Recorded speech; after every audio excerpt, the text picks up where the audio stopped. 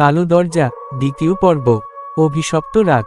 Studio microphone নির্দেশনা narration শুরু। পৃথিবীতে কিছু দরজা আছে যেগুলো একবার খুললে আর বন্ধ হয় না। তানভীর ফিরে এসেছে, কিন্তু তার ভয়ঙ্কর অভিজ্ঞতা ফেলে এসেছে এক ভয়ানক ছায়া। কালো দরজার ছায়া।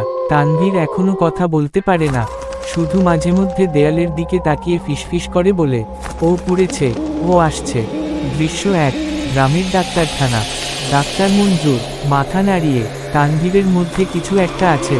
তার চোখে আমি ভয় দেখেছি, কোনো সাধারণ ভয় না। তার উপর দিয়ে কিছু গেছে। সাব্বির তানভীরের ছোট ভাই। আমি তো বলেছিলাম ভাইয়াকে, ওই কালো দরজার ঘরে যেন না যায়।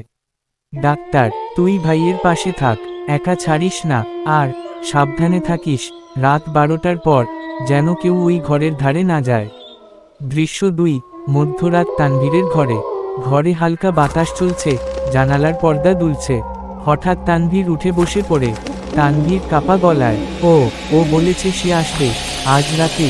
ওর চোখ নেই, কিন্তু সব কিছু দেখে ফেলে। সাব্বির চমকে উঠে, ভাইয়া তুমি ঠিক আছো? তানভীর চোখ বড় বড় করে। ও এসে গেছে, দরজার ওপাশে দাঁড়িয়ে, শুনছিস না ওর নিঃশ্বাস? হঠাৎ ঘরের বাতি ঝপ করে নিভে যায়। একটা মেয়েলি হাসির আওয়াজ ভেসে আসে, অজানা নারী কণ্ঠ শব্দ ভেসে আসে।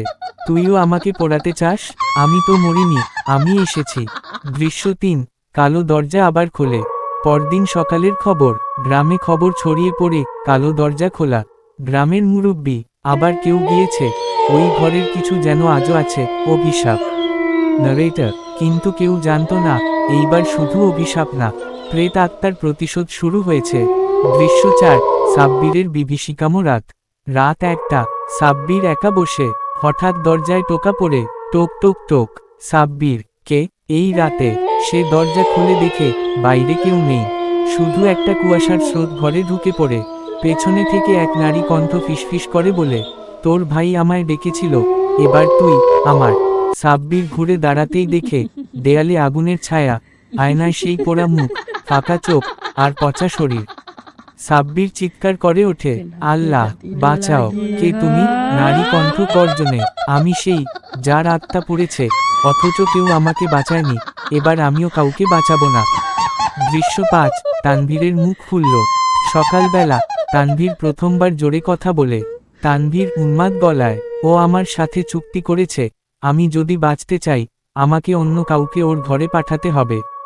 সাব্বির আতঙ্কে, তুমি কি ওর সাথে শয়তানের চুক্তি করেছ ভাইয়া? তানভীর অসুস্থ হাসি দিয়ে, হ্যাঁ, আমি বাঁচতে চাই, তুমি আমার ভাই, কিন্তু কেউ না। ও তো বলেছে তুইই সেরা উপহার। দৃশ্য 6। ঘর থেকে কেউ আর ফেরে না।